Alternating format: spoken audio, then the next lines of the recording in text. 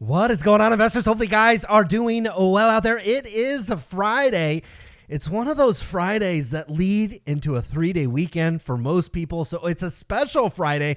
We've got the kids over at Grandma and Grandpa's house so we can record the FAANG Stock Recap Show here on the Investor Channel, where every Friday we recap all the major news and the technical chart patterns from all the major FAANG stocks. This was a gigantic week for the stock market and the stocks in general, as you had Nvidia report their earnings. Is Intel actually starting to make some good decisions? Could that be a buying opportunity going forward? We have lots of OpenAI news as it relates to investments from potentially Nvidia, Apple, but also maybe a change in business structure.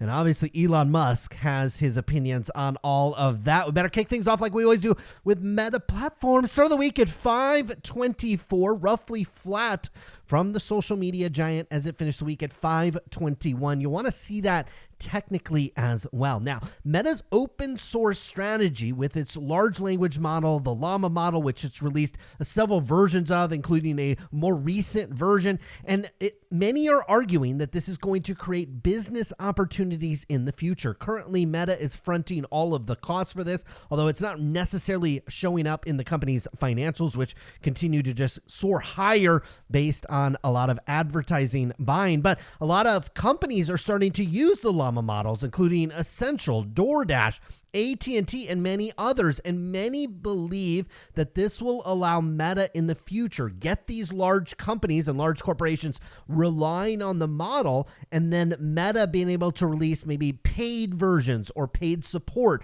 or enhancements to the models that these large corporations will pay for down in the road. Now, the company is also betting on mixed reality eyewear and headsets as well. They obviously have the Oculus headsets that are relatively popular, although from a company that's worth $1.3 trillion, it's just a footnote on the company's financials. But they also have these Ray-Ban glasses. In fact, Meta has floated the idea of making an investment into Ray-Ban's parent company. Company's working on a new project codenamed Puffin, which is essentially a product that will stand between the glasses, which more or less, my understanding, just kind of take pictures and maybe videos, and the Oculus headset. So a chunkier, bulkier glasses product, which I think is probably the way to go. Now, the company is shutting down some of their AR work, including the Sparks Studio, to continue to focus on other areas, including the smart glasses we just talked about. Now, Mark Zuckerberg, kind of an embarrassing week politically for him, as he bowed to the White House several years ago to censor COVID-19 content. This includes content that included humor and satire, maybe people posting memes or jokes about the COVID-19 virus and maybe the vaccines and those types of things. Mark Zuckerberg saying in a memo to a House Judiciary Committee that he believed the government pressure was wrong, and he regrets that we were not more outspoken about it. I don't know if there's any legal ramifications coming to Mark Zuckerberg personally or Meta from this, or certainly the White House, which certainly looks like it definitely infringed on the First Amendment rights of many's during that time. Now, moving on to Apple. Start of the week at 226. The iPhone maker just drifted a little bit higher this week, up nearly 1% to finish the week at 228.86. Now, that's after Apple, Nvidia, many others, including a private equity firm, looking to invest in OpenAI. When we get to the Microsoft segment, we'll talk about this a little bit more in depth as some news crossed late today as it relates to this, but they are all looking and discussing joining OpenAI's latest funding round, which I believe value the company close to $100 billion, which I think over the past couple of years, we've seen it go from a $20 billion to an $80 billion, now an $100 billion valuation. I tell you what, if you're working at OpenAI and you got some stock options that vested a long time ago, you feeling pretty good. Thrive Capital, I believe, is leading the round with a $1 billion investment. So my assumption is Apple and Nvidia's investment won't top that $1 billion mark. Some believe, including Bank of America, that the OpenAI investment from Apple could raise some concerns, maybe a conflict of interest in some cases with the Google search deal. Google obviously pays a large amount of money. I think it's over $20 billion to be the default search engine. I believe they also share revenue from any of the ads that you click on inside of your iOS device. I don't think that's the case. I actually think B of A is reading this situation wrong. What Apple wants is competition here. So if Google is not allowed to maybe have this search deal, or if more competition is kind of needed for Google not to be seen as a monopoly, well, Apple building up OpenAI to potentially maybe replace Google as the default search engine, or in some cases bid against it in the future, probably benefits all of these companies, including Google, which when we get to that segment is obviously wrapped up in their antitrust case, which they just lost. Now, Apple Intelligence is not training on major data from, we'll put this in air quote, major sites like Instagram, Facebook. I don't think we would expect that, as that company, Meta, has their own language models. Craigslist, which I assume is maybe still relevant, Tumblr as well, but you have major news outlets, New York Times, Financial Times, The Atlantic. Many of these companies already have deals signed with ChatGPT to give up some of their content, or maybe even all of their content, to allow those models to be trained. This is going to be the battleground as we get closer and closer to the edge of the plateau in the GPT models, which Jensen Huang from Nvidia talked about on their conference call, that we've hit a little bit of a plateau. Part of it is most of the data that you have available to you has been scraped. Now you have these media outlets starting to pull back. Tell you what, we're edging and inching in to the golden age of content. Just ask the Kelsey brothers when we get to Amazon segment. Now, Huawei's revenue soared after smartphone resurgence eats up Apple's share in the country of China. Huawei smartphone shipments in China soared 41% year over year. Their profits also up of like 33% year over year. This is after Apple's iPhone shipments dipped by as much as 2 percentage points during the same period. So Huawei is definitely doing something right in their home country. You've got consumers just flocking to their devices, while Apple's market share there basically staying flat, and in some cases actually declining. Now, we had a C-suite shakeup at Apple, which is not something that happens very often. The CFO that has been there since 2014 is departing, but they are promoting within Apple, which I actually think you like to see. Somebody that's been with the company for about 11 years is going to be promoted to that CFO spot. Now, moving on to Amazon. Start of the week at 177.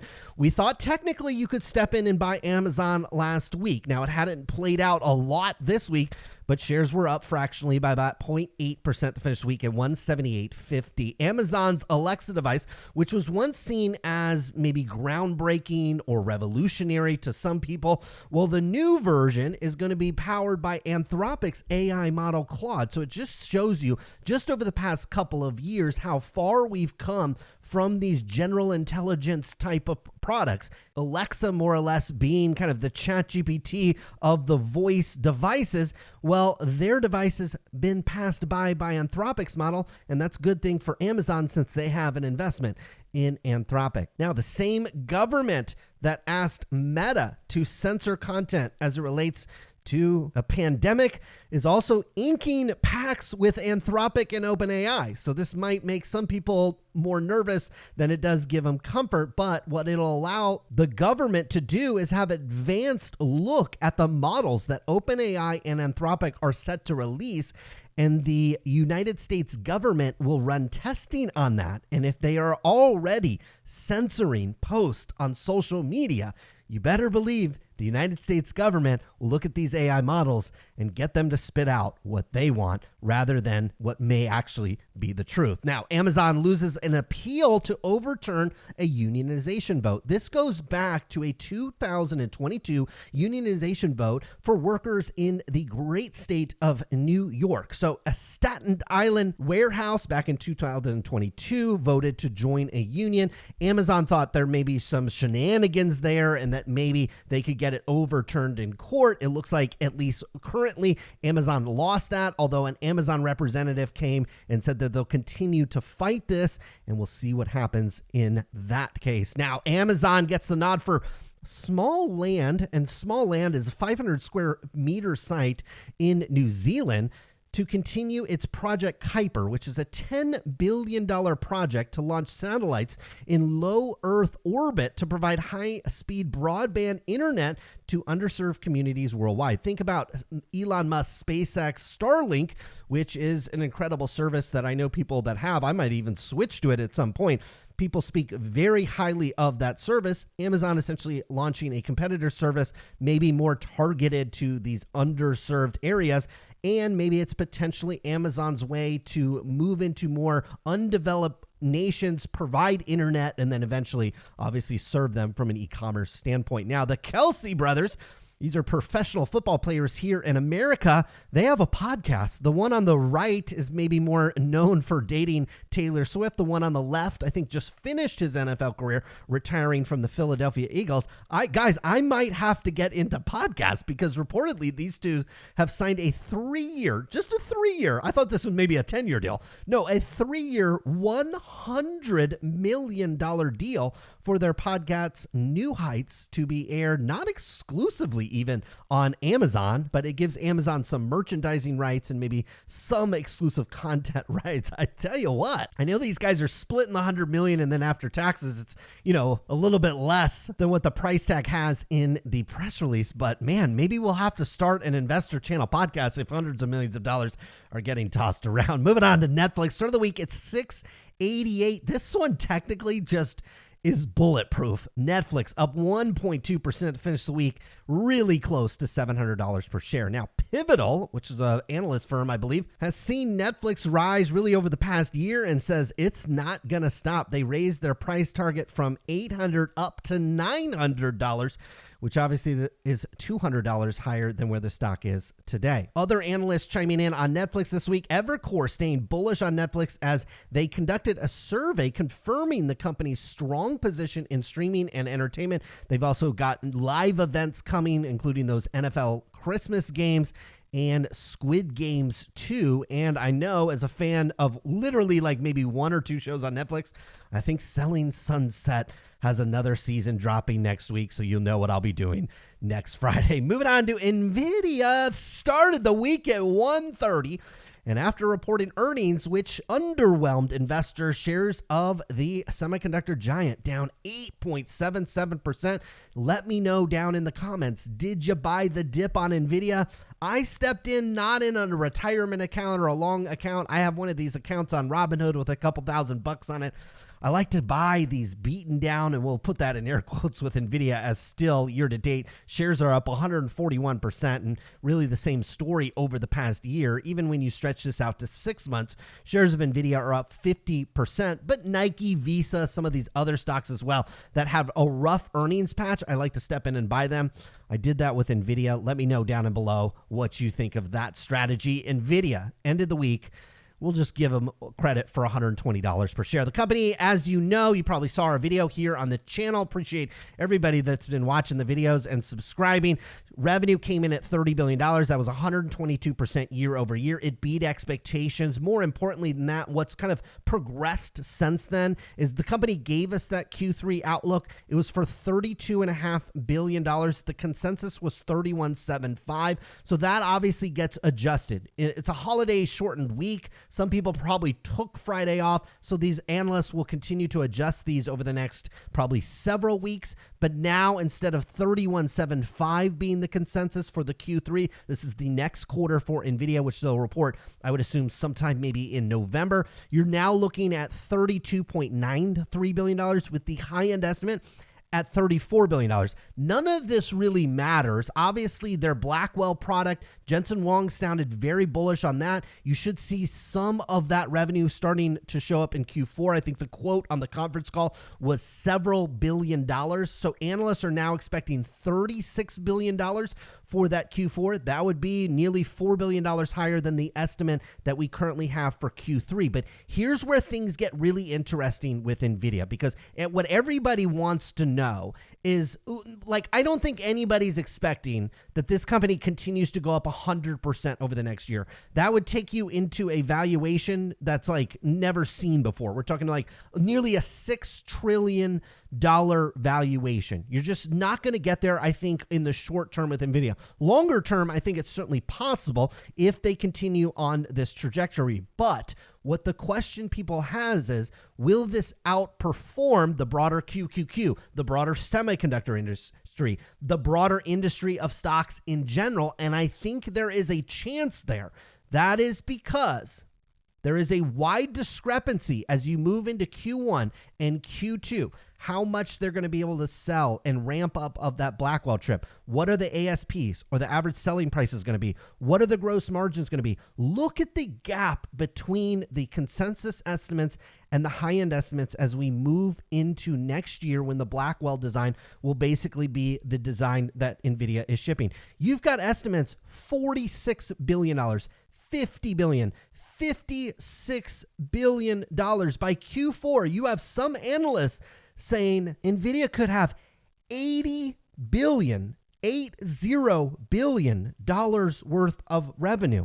Obviously, at 60, 70, 75% gross margins, that would be almost unheard of in the stock market. As it stands now, Wall Street is expecting kind of low to mid $40 billion growth rate.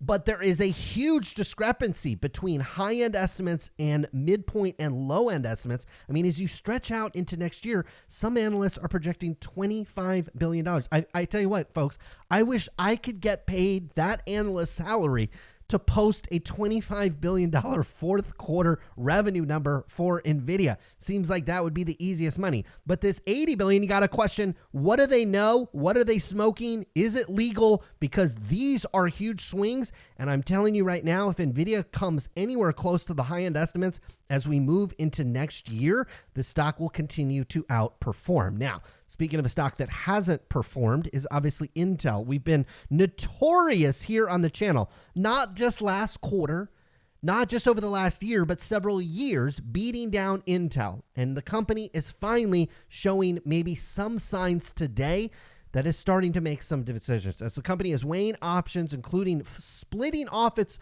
foundry business, something that we've recommended the company do numerous times here on the channel. And I am incredibly jealous, folks, because Intel is going to their longtime bankers, Morgan Stanley and Goldman Sachs, and they're providing advice on potential options, including things like M&A and spinning off different business units. Again, something that we recommended Intel do for free. I think what this confirms is, number one, Intel is starting to make some really, really, really wise decisions, whether or not they follow through. But I think it also still confirms that Pat Gelsinger is an absolute deadbeat moron, deadbeat loser. Because if you have to go to Morgan Stanley and Goldman Sachs to tell you exactly what some idiot in his garage has been telling you on YouTube that you needed to do with this company just by looking at the company's financials and understanding the semiconductor business at maybe a high school, maybe entry-level college level. That is all it takes. You don't have to have Morgan Stanley or Goldman Sachs tell you that you needed to split the foundry business, and those two companies should not be combined. Design and manufacturing semiconductors, that is in the past. That business model has proven that it doesn't work. And if Intel doesn't move fast, then the share price will continue to lag. But if it moves quickly and makes decisive decisions, something I'm not convinced Pat Gelsinger can make, well, the stock could rebound from here. Now, Dell Technologies, will go into these earnings in depth on our semiconductor show. Links down below to the new channel. I appreciate everybody jumping over to that channel. The views that we've gotten on our videos over there actually exceed oftentimes this video that I've been posting for years here on this channel. So I really appreciate that. We'll go into Dell's earnings. We'll talk more about Intel, more in depth, and we'll obviously talk about Supermicro, which I'll address here in a moment. But Dell had strong earnings, beat expectations by 10 million, 9% growth. That's absolutely fantastic. We'll go in more in depth there, but part of it is the fact that Supermicro Computer, again, another company that back in April, we're not talking about last week or even last quarter. We're talking about back in April, I called this company $150 trash. We are now getting much, much closer to $150 than at the time of recording the video. And that's after the last 5 days. Shares of Supermicro were down 28%. 28%. The 52-week range is up to $1,229. And now here we are at 437, and I think this baby's going lower, and that's after Supermicro crashed, after the company says it will not file its annual report on time. Folks, if you invest in penny stocks, if you invest in these fledgling loser CEO stocks, well, occasionally the 10K doesn't get filed on time, but usually the share price is like 98 cents. We're talking about a $26 billion company that a lot of people that get in my comments and pump this thing up like this is the greatest stock in the stock market. They can't even file their 10K on time. This is absolutely one of the most embarrassing things that I've seen of a company this size. Now, the company also is on the heels of a Hindenburg report. Hindenburg reports some really good research. Now, they go short the stocks and then they drop the report, and oftentimes that's the basis for their trade. I've got no problem for that. In fact, if Hindenburg wants to call me up, I think I could actually provide some value to the company, as we've been on the right side of a lot of these companies that they come in later and drop these reports on. We'll go into the report more in depth, but it more or less recapped and recounted some things that are already in the previous 10K report, but I'm sure now Supermicro has to go back and restate a lot of it. Moving on to Google. Start of the week at 166, down 1.8%, but still holding strong at $163 and some change. Apple's investment in OpenAI, we talked about this. Some people like Bank of America saying it raises concern about Google search. I don't have any concern about Google search. They might have to pay more for search deals. They might not be able to pay for default search engine deals at all, but the company will then have to compete from a product perspective. But the company does have some legal problems because it lost its landmark antitrust ruling as it relates to being a search engine monopoly. And now what you're going to have is a lot of companies that do not like Google, including Yelp. They are going to sue Google over that ruling in court. So this is going to be a cascading effect. You're going to have many other companies. Yelp is going to be just the first of many companies. All the travel companies, the Expedias and all the other ones out there, they're all going to sue Google as well. I'm sure many others are going to sue Google over pushing their results down in favor of Google results. And Google's got a legal fight on its hand, but obviously they can't afford it. Now, the company is re-releasing its Gemini People Generator. That's after a 6-month hiatus. They say they're going to release this image generator in order to create fairness. As you recall, people were asking Gemini for things like, show me the picture of the founding fathers of the United States, and the pictures they would return clearly had no resemblance to any of the founding fathers. There were other things as well. Clearly showed a bias to maybe being more of a woke AI rather than a reality-based AI, and we'll see how Gemini stacks up going forward. Moving on to Microsoft. Start of the week at 416, up just fractionally. Finished the week at 417. You're going to want to see Microsoft technically as well. That's something you can maybe put a buy order in on. I guess we're now looking at Tuesday. OpenAI might be valued at more than $100 billion. Boy, Microsoft's little investment that I don't think involved a whole lot of cash. We're probably a year and a half removed from that, as they basically offered Azure server credits for a large chunk of the company. Well, that's probably worth a lot of money these days. And OpenAI is set to consider changing its structure. As many of you know, this company has a very complex and weird structure. Started out as a nonprofit entity, and now they're raising hundreds of billions of dollars, generating revenue and those types of things. And I think Elon Musk, this guy says a lot of stuff. I think he's got a point here. He says either turning a nonprofit into a for-profit is legal and everybody should be doing it, or it's illegal and OpenAI is a house of cards. Elon Musk helped co-found OpenAI as a nonprofit many years ago. So some people assuming or maybe wondering if he should be able to partake in this fundraising round, which again values the ChatGPT maker at $100 billion. Now, the company is not stopping. It is going to release their next level AI products this fall. Jensen Huang did a very nice job, I think, explaining the large language model on the conference call of Nvidia, saying that we're basically at a plateau in terms of capabilities. You look at Anthropic, you look at Llama, you look at Gemini. There's some things they absolutely do wrong. There's some things they do absolutely well, including coding and maybe some creative writing, some image generating as well. But we basically plateaued. Unless you're a major computer geek, you're going to notice that almost all the models function within a certain level of competence. But what we're looking for is the next burst. And OpenAI is working on a new product called Strawberry. And I think some tasks, including solving mathematical equations, will be included. I don't think this will be a gigantic leap higher, but Jensen Huang claiming maybe potentially Blackwell will be what will usher that in. OpenAI is supporting a controversial California bill aimed at identifying AI-generated content. That's not all that the bill does. It gives the Attorney General here in California the right to actually bring civil action against companies not deemed to be in compliance. This is California flexing its muscle. This is oftentimes what California does. Washington can't pass a bill like this. So what California often does, usually it's in terms of environment and climate, but California maybe will pass this law and essentially require all companies to do it, because if you want to operate here in California, you have to. I'm sure a lot of you buy products and then you see the California cancer warning. I swear every product I buy has some kind of warning on it. That again comes from California, creating more red tape, more regulation, higher cost.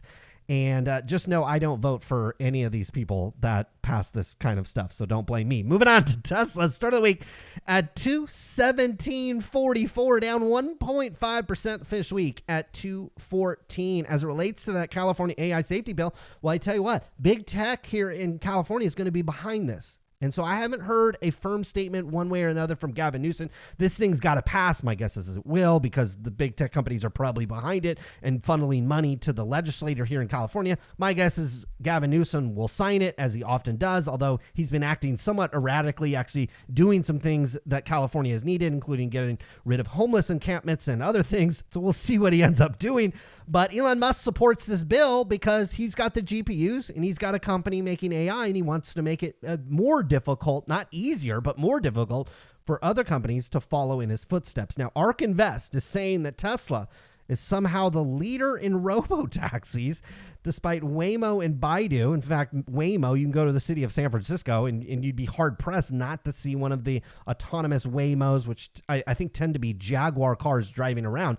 You'd be hard-pressed not to see multiple of them as you drive around the city. Now, I just made a road trip to Los Angeles where I had the latest full self-driving installed on the Tesla Model Y. It's a little bit better, but it's not perfect. I've been using it a lot. Is it a great piece of software when you're behind the wheel and I can kind of maneuver the car when it struggles a little bit? Sure. Would I sit in the back seat of my Tesla with the full self-driving? No. Would I allow my two sons to sit in the back seat, plug in a destination, and put go on, which is what you're doing in a robo-taxi?